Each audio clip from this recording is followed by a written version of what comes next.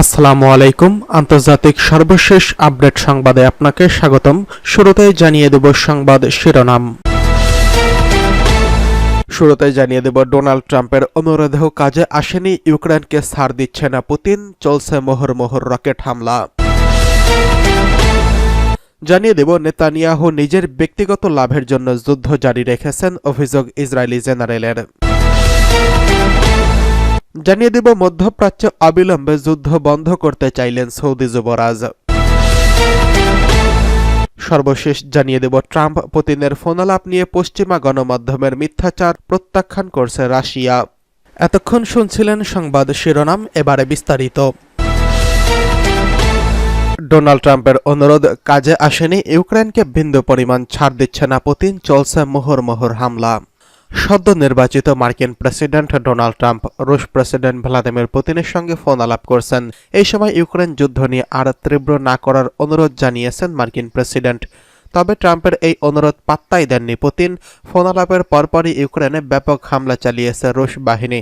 বার্তা সংস্থা রয়টার্স জানিয়েছে, আজ 11 নভেম্বর ইউক্রেনের জাপোরিঝিয়ায় রুশ ক্ষেপণাস্ত্র হামলায় অন্তত 6 জন নিহত এবং আরও অনেকেই আহত হয়েছেন। এছাড়া ইউক্রেনের দক্ষিণাঞ্চলে ইরানের তৈরি 145টি শাহেদ ড্রোন দিয়ে হামলা চালিয়েছে মস্কো। রুশ বাহিনী যখন ইউক্রেনের অভিযান শুরু করে তখন যুক্তরাষ্ট্রের প্রেসিডেন্ট ছিলেন ডেমোক্রেটিক পার্টির নেতা জো বাইডেন। রাশিয়া ইউক্রেন যুদ্ধ বাধার পর বাইডেন প্রশাসন দ্ব্যর্থহীনভাবে ইউক্রেনের সমর্থনে দাঁড়িয়ে যায় এবং রাশিয়ার বিরুদ্ধে শত শত নিষেধাজ্ঞা জারির পাশাপাশি ইউক্রেনে কোটি কোটি ডলার সহায়তা প্রদান করে। প্রায় 3 বছরে হাজার হাজার কোটি ডলার ইউক্রেনকে সহায়তা দিয়েছে ওয়াশিংটন। যুক্তরাষ্ট্রের পাশাপাশি ইউরোপে বেশিরভাগ দেশও ইউক্রেনকে সর্বাত্মক সহায়তা দিয়ে আসছে।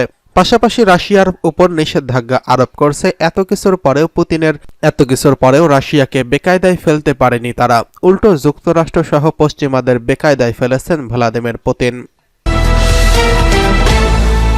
অন্যদিকে নেতানিয়াহুর ব্যক্তিগত স্বার্থের জন্য যুদ্ধ জারি রেখেছেন, অভিযোগ ইসরায়েলি জেনারেলের। ইসরায়েলের প্রধানমন্ত্রী বেঞ্জামিন নেতানিয়াহু নিজের রাজনৈতিক এবং ব্যক্তিগত ফায়দার জন্য গাজা লেবাননে যুদ্ধ জারি রেখেছেন বলে অভিযোগ করছেন দেশটির সেনাবাহিনী আইডিএফের অবসরপ্রাপ্ত জেনারেল ইসরায়েল জিব। রোববার ইসরায়েলের সম্প্রচার সংবাদ মাধ্যম চ্যানেল 12কে দেওয়া এক সাক্ষাৎকারে জিব আরও বলছেন, নেতানিয়াহুর এই বিষয়টি নিয়ে আপত্তি তোলার কারণেই মন্ত্রিত্ব হারাতে হয়েছে সাবেক প্রতিরক্ষা মন্ত্রী ইয়েভ গ্যালান্টকে।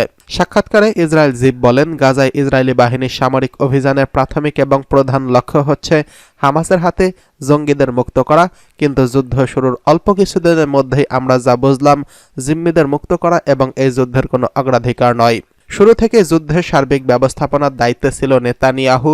মূলত তার দিক নির্দেশনার কারণেই একসময় জিম্মিদের মুক্ত করার প্রাথমিক লক্ষ্য গুরুত্বহীন হয়ে পড়ে। নেতানিয়াহু নিজের রাজনৈতিক এবং ব্যক্তিগত ফায়দাকে অগ্রাধিকার দিয়ে যুদ্ধের নির্দেশনা দিতে থাকেন। এই নিয়ে আপত্তি তোলার কারণেই তাকে মন্ত্রিত্ব হারাতে হয়েছে। সম্প্রতি ইসরায়েলের প্রধানমন্ত্রীর কার্যালয় থেকে দেশটির নিরাপত্তা সংক্রান্ত নথি চুরি হয়েছে। এই চুরির দায়ে প্রাথমিকভাবে যারা দোষী সাব্যস্ত হয়েছেন তাদের মধ্যে নেতানিয়াহু একজন সহকারীও রয়েছেন। চ্যানেল 12কে এই প্রসঙ্গে ইসরায়েল জিব বলেন, নেতানিয়াহু নিজের মিথ্যা দিয়ে পরিবৃত্ত, তার মধ্যে সত্যতার কোনো স্থান নেই। তার সহকারীরাও তার মতোই হবে, এটা স্বাভাবিক। 2023 সালের 7 অক্টোবর গাজা উপত্যকা নিয়ন্ত্রণকারী গোষ্ঠী হামাস ইসরায়েলে অতর্কিত হামলা চালিয়ে 1200 জনকে হত্যা করে এবং 242 জনকে জিম্মি হিসেবে ধরে নিয়ে যায়। হামাসের হামলার জবাব দিতে এবং জিম্মিদের উদ্ধারে ওই দিন থেকে গাজায় অভিযান শুরু করে ইসরায়েলি বাহিনী। আন্তর্জাতিক সম্প্রদায় এবং জাতিসংঘের নিরাপত্তা পরিষদ থেকে বারবার যুদ্ধবিরতির আহ্বান জানানো হলেও তা উপেক্ষা করে এখনও গাজায় অভিযান জারি রেখেছে ইসরায়েলের প্রতিরক্ষা বাহিনী। সেই অভিযানে ইতোমধ্যেই নিহত হয়েছে 43,600 শতাধিক ফিলিস্তিনি। আহতের সংখ্যা ছাড়িয়ে গেছে 1 লাখ। এদিকে মধ্যপ্রাচ্যে অবিলম্বে যুদ্ধ বন্ধ করতে দাবি জানিয়েছেন সৌদি যুবরাজ। মধ্যপ্রাচ্যে বাড়ছে যুদ্ধের দামামা। গাজা ও লেবাননে একের পর এক প্রাণ হারাচ্ছে নিরীহ ফিলিস্তিনি ও সাধারণ মানুষজন। মধ্যপ্রাচ্যে মুসলমানদের এমন করুণ অবস্থার মধ্যে নীরব রয়েছে সৌদি আরব। তবে এবার সেই নীরবতা ভেঙে যুদ্ধ বন্ধ চেয়েছে সৌদি যুবরাজ মোহাম্মদ বিন সালমান। আরব লীগ এবং অর্গানাইজেশন অব ইসলামিক কোঅপারেশনের যৌথ সম্মেলনে ওআইসি আগে তাদের এই দাবি জানিয়েছেন। আল জাজিরার এক প্রতিবেদনে এই তথ্য জানানো হয়েছে। প্রতিবেদনে বলা হয়েছে, সৌদি আরবের ক্রাউন প্রিন্স মোহাম্মদ বিন সালমান রিয়াদে আরব ও মুসলিম নেতাদের শীর্ষ সম্মেলন উদ্বোধনের ইসরায়েলকে অবিলম্বে গাজা ও লেবাননে তাদের সামরিক আগ্রাসন বন্ধ করার দাবি জানিয়েছেন। সোমবার আরব লীগ এবং অর্গানাইজেশন অব ইসলামিক কোঅপারেশন যৌথভাবে আয়োজিত শীর্ষ সম্মেলনের আগে এক ভাষণে তিনি ফিলিস্তিন এবং লেবাননে জনগণের বিরুদ্ধে সংগঠিত গণহত্যার নিন্দা জানিয়েছেন এবং তিনি ইসরায়েলকে আর কোনো আগ্রাসন না চালানোর জন্য আহ্বান জানিয়েছেন এবং ফিলিস্তিন রাষ্ট্রকে স্বীকৃতি দেওয়ার জন্য বিশ্ববাসীর প্রতি আহ্বান জানিয়েছেন। সৌদি যুবরাজের সঙ্গে একইভাবে আরব লীগের মহাসচিব আহমেদ আবুল গীতো গাজা এবং লেবাননে ইসরায়েলের সামরিক অভিযানের নিন্দা জানিয়েছেন। তিনি বলেছেন, ফিলিস্তিনি জনগণের দুর্দশা ভাষায় প্রকাশ করা সম্ভব নয়। ফিলিস্তিনি জনগণের বিরুদ্ধে ইসরায়েলের গৃহীত পদক্ষেপগুলো দীর্ঘস্থায়ী শান্তি অর্জনের প্রচেষ্টাকে হ্রাস করেছে। শুধু ন্যায় বিচারের মাধ্যমে স্থায়ী শান্তি প্রতিষ্ঠা সম্ভব।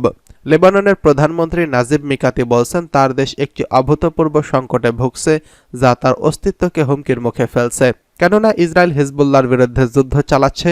তিনি আরও বলেন, লেবানন একটি অভূতপূর্ব ঐতিহাসিক এবং অস্তিত্বের সংকটের মধ্য দিয়ে যাচ্ছে যা তার বর্তমান এবং ভবিষ্যৎকে হুমকির মুখে ফেলেছে।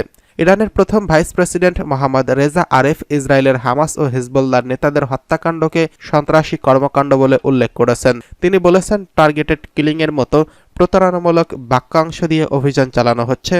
এর মাধ্যমে কৌশলে ফিলিস্তিনি অভিজাত এবং এই অঞ্চলে অন্যান্য দেশের নেতাদের একের পর এক বা ব্যাপকভাবে হত্যা করা হচ্ছে। এটি অনাচার এবং সংগঠিত সন্ত্রাস ছাড়া কিছুই নয়। ফিলিস্তিনের প্রেসিডেন্ট মাহমুদ আব্বাস, তুরস্কের প্রেসিডেন্ট রেসেপ তাইয়েপ এরদোয়ান, পাকিস্তানের প্রধানমন্ত্রী শেহবাজ শরীফ এবং নাইজেরিয়ার প্রেসিডেন্ট বোলা টিনুবু এই সম্মেলনে যোগ দিয়েছেন। এদিকে ট্রাম্প পুতিনের ফোনালাপ নিয়ে পশ্চিমা গণমাধ্যমের মিথ্যাচার প্রত্যাখ্যান করল রাশিয়া।